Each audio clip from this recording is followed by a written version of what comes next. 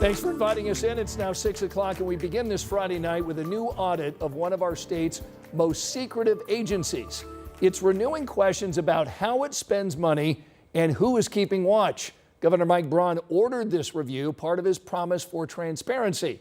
Tonight, our State House reporter Emily Longnecker has been digging into this new report and the red flags that it raises. 127 pages. And according to Governor Mike Braun, the audit of the IEDC found nothing criminal. But a longtime Democratic leader says, not so fast. Before he starts the search for the thief, he wants to announce we can't find him. Okay, I think he's making a terrible mistake and he's hurting the public. Representative Ed Delaney is one of several Democratic lawmakers who sounded the alarm for years on what they say was a lack of transparency on how the IEDC did business. Delaney says this report is a good start, but he's calling on the General Assembly to hold hearings to dig deeper. That's the difference between Ed Delaney and the governor. My curiosity is piqued. His curiosity is sated. There's a fancy word. He's had enough. He's heard what he needs to hear. He's ready to move on.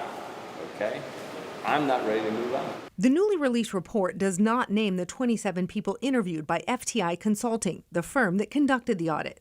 Some of its most notable findings: the amount of money spent on international travel, including millions for first-class plane tickets and luxury hotels. The audit also found a lack of oversight when it came to conflicts of interest for IEDC board members and the entities that received IEDC funds for business. Look, it's really simple. If you set up a situation where fraud or misspending can occur, it will happen. This is Earth. This is an incomplete investigation. And this should not be the end of looking into IEDC business dealings. Democratic State Senator Fadi Kadura wants Attorney General Todd Rokita to review the report for possible criminal wrongdoing. Governor Mike Braun issued a statement about the impact on IEDC moving forward. The governor's statement said in part, quote, "The IEDC audit confirmed a need for transparency and accountability for how taxpayer money is spent. My focus is on solutions, and we are implementing new internal policies and controls to ensure full transparency in the use of taxpayer dollars." Those new policies include conflict of interest checks with IEDC board members and travel expense practices that follow state policy. The state is also closing the IEDF, a nonprofit foundation under the IEDC, which received donations from private donors. For Democrats, it's not enough. They want hearings to investigate, but aren't hopeful that will happen. I predict we won't have hearings. We'd rather do things like redistrict congressional seats. So, in Indianapolis, Emily Longnecker, 13 News.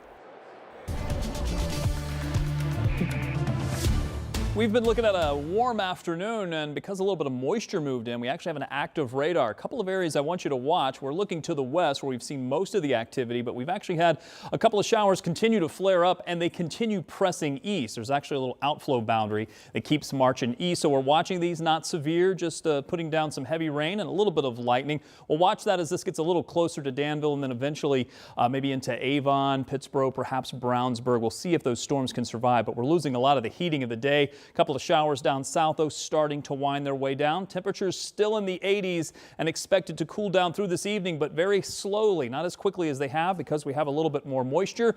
Overnight low temperatures will be in the 60s. Tomorrow, another hot day on tap. We go into the upper 80s with plenty of sunshine. Clear skies expected to continue, but we could have record-breaking temperatures on your Sunday. I'll talk about how long the 80s will last in your 7-day. That's coming up. We'll see in a little bit. Tonight, a man is recovering in the hospital after being shot by IMPD officers last night. Today, our Rich Nye talked with the man's girlfriend who said the shooting was unnecessary.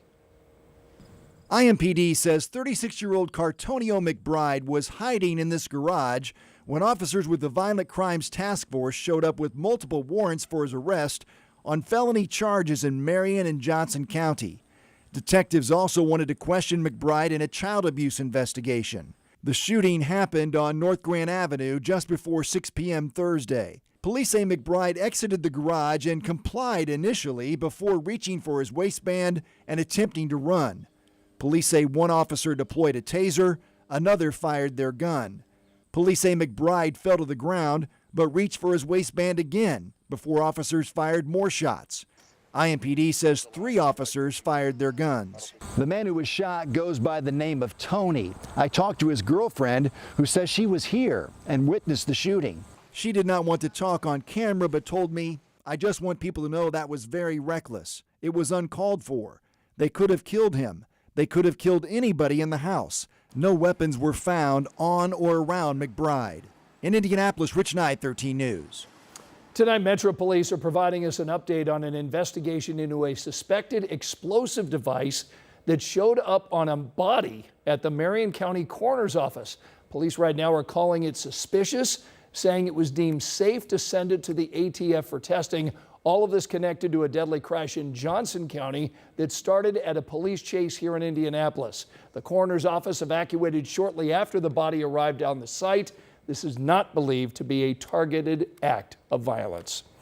An Indianapolis man will spend 2 years behind bars for causing a crash that killed 3 people back in 2023. That sentence tonight is sparking some pushback from the prosecutor's office. Luis Leyva Gonzalez was driving 140 miles per hour and led officers on a chase before crashing near 10th and Midhofer. His younger brother, cousin, and another driver died. Leyva Gonzalez could have faced up to 48 years in prison. The prosecutor's office argued for 25. They sent us a statement saying, in part, the court elected to sentence the defendant to 2 years in Department of Corrections, despite 3 lives being lost. We recognize the public's frustration when the sentences handed down fall short of the public's expectations, given the gravity of these crimes.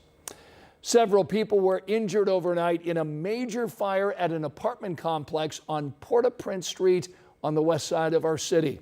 Tonight, our Brandon Schaff tells us how residents got out of the burning building and where they will now go after losing their homes. Multiple people in this apartment complex were displaced by an overnight fire, some people even jumping from the 2nd story to try to escape the flames. When you show up, people are jumping out of a building, you know the inside of that building's not tenable. So the guys went to work really quick. 2 people were transported to the hospital, 1 adult and 1 child, and were awake and talking when they left the scene.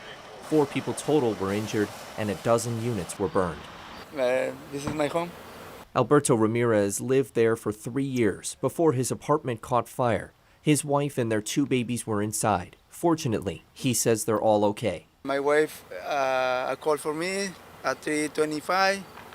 I need help for you. Ramirez was one of at least 12 people displaced by the fire, which happened around 3:15 a.m.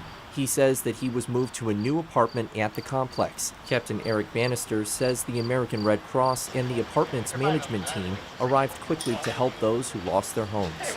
First responders continued to survey the damage here on Friday morning, and the cause of the fire is still under investigation. Reporting in Wayne Township, Brandon Schaff, 13 News. Well, it's Friday. We're headed into the weekend. Temperatures expected to be in the upper 80s. We'll talk about record temperatures and then finally some cool down temperatures and some rain. It's coming up. A young man wants to give back to his community after turning his life around. Still ahead on this Friday night, the bond he shares with those who helped him along the way. And the newest addition to our city's skyline tonight is one step closer to completion. We'll take you inside the Signia Hilton, give you a preview of what's to come.